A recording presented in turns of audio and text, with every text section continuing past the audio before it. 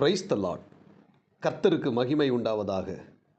இந்த நல்ல நாளில் கர்த்தருடைய வார்த்தை மூலமாய் உங்கள் யாவரையும் சந்திப்பதிலே நான் மிகுந்த மகிழ்ச்சி அடைகிறேன். 111 சங்கீதம் 10 வசனம், கர்த்தருக்கு பயப்படுதலே ஞானத்தின் ஆரம்பம்.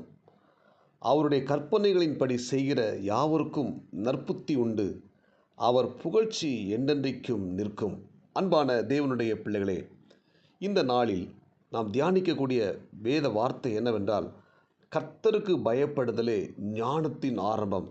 இந்த காலை நேரத்தில் இறைவார்த்தை கேட்கிற தேவனுடைய பிள்ளைகளே, நாம் ஒவ்வொருத்தரும் கர்த்தருக்கு பயப்பட வேண்டும். கர்த்தருக்கு பயப்படுகிற சிறியோரையும் பெரியோரையும் அவர் ஆஸ்வதிக்கிறார் என்று வேதம் சொல்லுகிறது. ஆமேன். இந்த காலை நேரத்திலே நாம் கர்த்தருடைய வார்த்தைக்கு கீழ்ப்படிந்து அவருக்கு பயந்து நடக்கும் பொழுது கர்த்தர் நமக்கு ஞானத்தை கொடுக்கிறார். அல்லேலூயா. இன்றைக்கு பார்த்தீங்கன்னா அநேக ஜனங்கள் ஞானம் இல்லாமல், புத்தி இல்லாமல் தங்களுடைய வாழ்க்கையின் ஓட்டத்தில் தாறுமாறாய் ஓடி வித்தியாசமாய் வாழ்ந்து கொண்டிருக்கிறார்கள். எனவே நாம் ஒவ்வொருத்தரும் கர்த்தருக்கு பயந்து ஞானத்தோடு வாழ நமக்கு தேவன் கிருபை தருவாராக.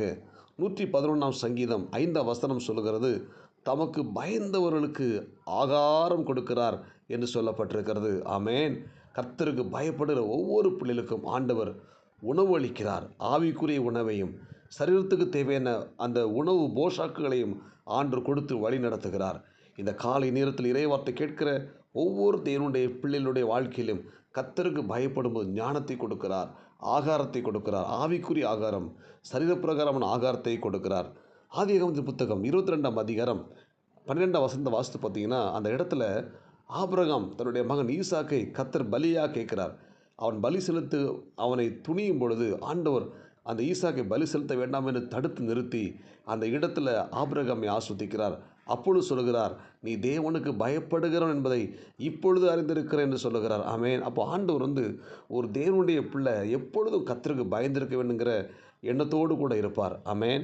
நாம் ஒவ்வொருத்தரும் தேவனுக்கு பயந்தவர்களாக காணப்படணும். ஆபிரகாம் 100 வயதில் அந்த ஈசாக்கை பலி செலுத்தும் பொழுது ஆண்டவர் சொல்கிறார், நீ இப்பொழுது கர்த்தருக்கு பயப்படுகிறவன் என்பதை அறிந்திருக்கிறேன். எனவே நாம் அனுதினமும் ஒவ்வொரு நாளும் கர்த்தருக்கு பயந்து வாழ தேவன் நமக்கு கிருபை தருவாராக. ஆண்டவருக்கு பயந்து வாழும் பொழுது அவர் நம்மை ஆஸ்வதிக்க போதுமானவராக இருக்கிறார். ஆதியாகமத்தின் புத்தகம் 42 அதிகாரம் 18 வசனத்தில் யோசேப்பு சொல்லும்போது நான் தேவனுக்கு பயப்படுகிறவன். ஆமேன். அல்லேலூயா. இந்த வார்த்தையை நாம் ஒவ்வொருத்தரும் சொல்லணும். ஒவ்வொரு நாளும் நம்ம ஜெபிக்கும்போது நாம் இந்த உலகத்தில் வாழுகிற ஒவ்வொரு நாட்களும் நான் தேவனுக்கு பயப்படுகிறவன் என்பதை நாம் என்ன செய்யணும், சொல்லுகிற ஒரு தேவனுடைய பிள்ளையாய் அந்த யோசேப்பை போல காணப்படணும். ஏன் அந்த யோசேப்பு அந்த வார்த்தை சொல்கிறான்னா, அந்த போர்த்திவருடைய வீட்டில் யாரும் இல்லாத நேரத்தில் அந்த போர்த்திவருடைய மனைவி இந்த யோசேப்போடு கூட பாவத்துக்கு உடன்படுகிறாள். ஆனால் இந்த யோசேப்பு சொல்கிற, என் தேவனாய் கர்த்தருக்கு விரோதமாய் நான் பாவம் செய்வது எப்படி என்று சொல்லி தன் வஸ்திரத்தை கழற்றி போட்டு அந்த யோசேப்பு வெளியே ஓடுகிறான். ஆமேன். பாவத்தோடு கூட அவன் காம்ப்ரமைஸ் பண்ணி வாழலை, பாவத்தை விட்டு விலகி ஓடுகிறான். ஏனென்றால் கர்த்தரனை பார்த்து கொண்டு இருக்கிறார். கர்த்தருக்கு பயப்படுகிற பயம் என்னிடத்தில் இருக்கிறது என்பதை உணர்ந்து அந்த யோசேப்பு அதை விட்டு விலகி ஓடுகிறான். அவன் சொல்கிறான், நான் கர்த்தருக்கு பயப்படுகிறவன். அல்லேலூயா.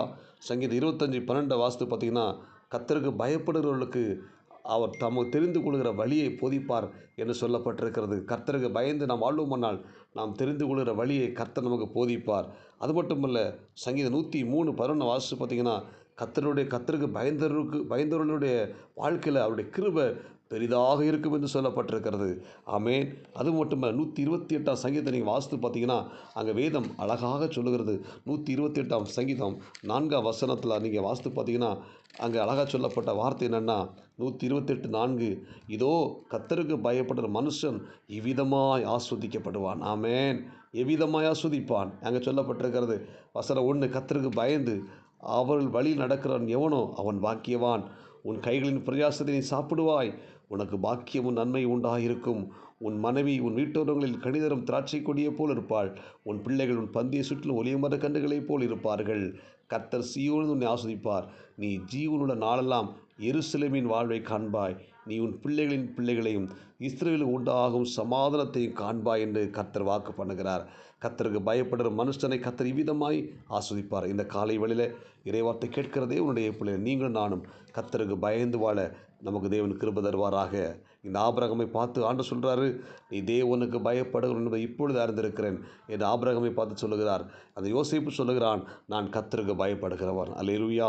எனவே நம்மை பார்த்து ஆண்டவர், நீங்கள் தேவனுக்கு பயப்படுகிறவர்கள் என்று சொல்லி நமக்கு பார்த்து ஆண்டவர் சொல்லணும். நாமும் ஒவ்வொரு நாளும் நான் கர்த்தருக்கு பயப்படுகிறேன் என்று சொல்லும் பொழுது கர்த்தருக்கு பயப்படுகிற ஒவ்வொரு மக்களையும் ஆண்டவர் ஆஸ்வதிப்பார். 128ஆம் சங்கீதத்தில் சொல்லப்பட்ட அத்தனை ஆசீர்வாதங்களும் இந்த கர்த்தருக்கு பயப்படுற பிள்ளைகளுக்கு மேலே தேவன் கொடுப்பார், ஆஸ்வதிப்பார். நம்ம எல்லாம் ஜெபிப்போமா? பரலோக தேவனே, இந்த காலை நேரத்தில் இறைவார்த்தை கேட்ட நாங்கள் ஒவ்வொருத்தரும் கர்த்தருக்கு பயந்து வாழ உதவி செய்வீராக. கர்த்தருக்கு பயப்படுதலே ஞானத்தின் ஆரம்பம் என்ற வசனத்தின்படி நாங்கள் ஒவ்வொருத்தரும் கர்த்தருக்கு பயந்து வாழ உதவி செய்வீராக. இந்த இறைவார்த்தை கேட்ட எல்லா தேவனுடைய பிள்ளை கர்த்தர் ஆஸ்வதிங்க. இந்த நாளுக்குரிய கிருபை கொடுங்க.